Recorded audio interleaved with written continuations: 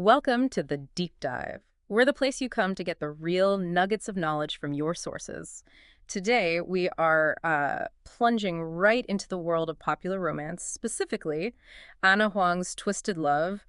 Our mission here is basically to unpack why this book is such a huge hit for some, but, a definite miss for others, and what that could mean for you, maybe for your next reading choice. We'll get into the tropes, the fiery story, and, yeah, some of the big criticisms, too. It's really interesting because Twisted Love, it doesn't just start the Twisted series. It really sets a very specific tone, a very aggressive one almost. Yeah. It leans heavily on those romance archetypes, You've got Grumpy Sunshine, which is huge.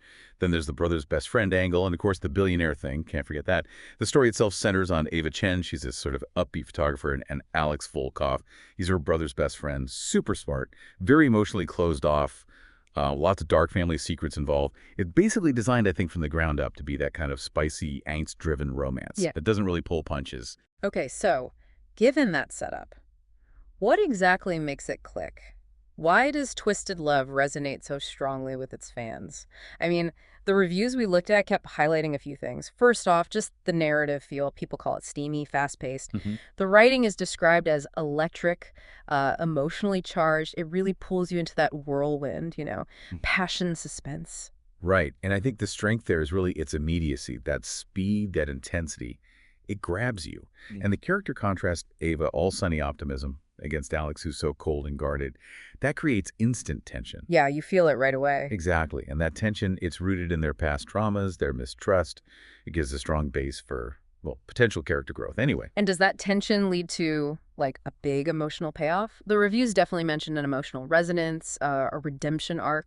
They talked about this slow unraveling between them, and then this powerful grovel and reunion in London. That sounds like something certain readers would absolutely love. Oh, precisely. That kind of catharsis is a huge draw in romance. And beyond just Ava and Alex, the book does start to build out the world. You get cameos from characters who show up later in the series. Oh, okay. Setting things up. Yeah. It enriches the landscape, gives you that sense of continuity if you decide to stick with the series. Smart move, really. Right. So we've talked about what works, what pulls people in, but let's get into the other side of it, because Twisted Love definitely has its critics. One thing that kept coming up was this idea of inconsistent emotional depth.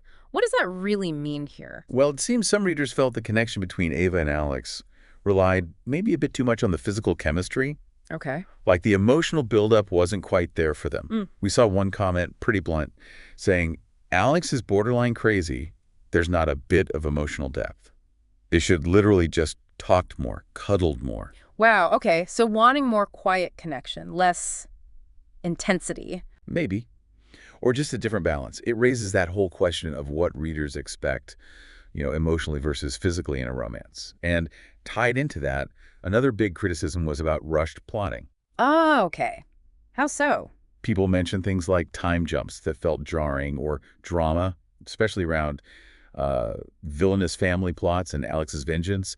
That felt kind of underdeveloped. So maybe too much happening too fast without enough grounding. Potentially, yeah.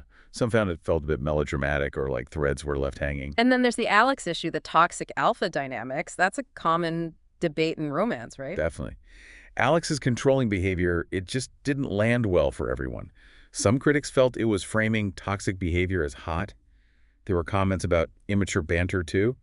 And this mixed reception on creepiness and cringe. Cringe, really? Yeah, Alex was described by some as insufferable, cocky, melodramatic, even cringeworthy. And some thought the writing itself occasionally felt juvenile, like that one reader who said, it feels like the book was written by a teenager. Ooh, that's harsh. It is. But it highlights that tension, doesn't it? How do you write that intense, maybe possessive alpha character without crossing lines for modern readers? You see it clearly in places like Reddit discussions. The opinions are really divided. Yeah. What are people saying there? Well, some dismiss it flat out, calling it mid or cringe. Yeah. One person said, they read it because of the hype, but didn't like it at all, found the story average, and the dialogue really cringe. Okay. But then others see it differently. They find it fun, maybe a solid palate cleanser between heavier reads.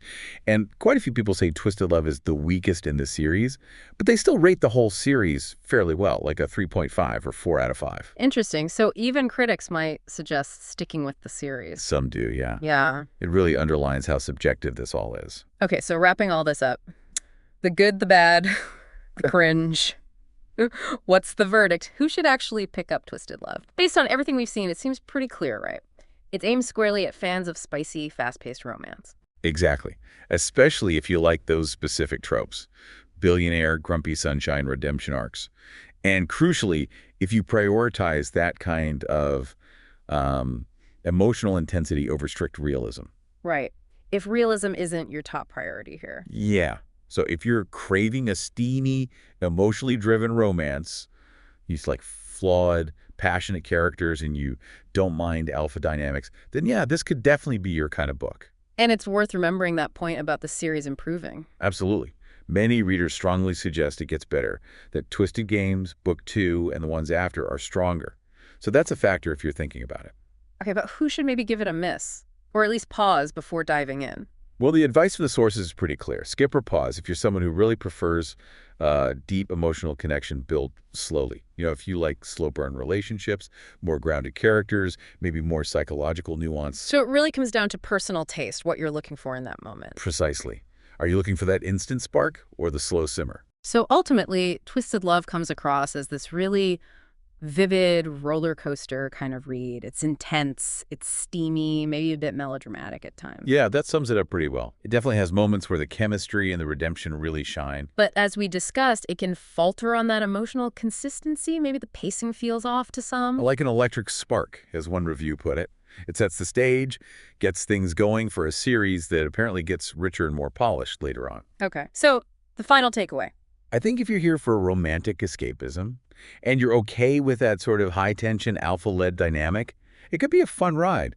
But, you know, if you're really searching for that deep, satisfying emotional development, that slow build, maybe listen to the folks who suggest starting with Book 2, Twisted Games, which I guess leads to a final thought for you, the listener. As you think about this series, or just your next romance read in general, what do you prioritize? Is it that immediate, electrifying spark, the high drama, or is it the slower, more deliberate unfolding of deeper emotional connection? Something to consider. Definitely something to think about. And that's it for this deep dive into Anna Huang's Twisted Love. We hope this gave you a much clearer picture of this very popular but clearly polarizing book. Yeah, we really enjoy digging into these sources and pulling out the insights for you. Until next time, keep exploring, keep learning.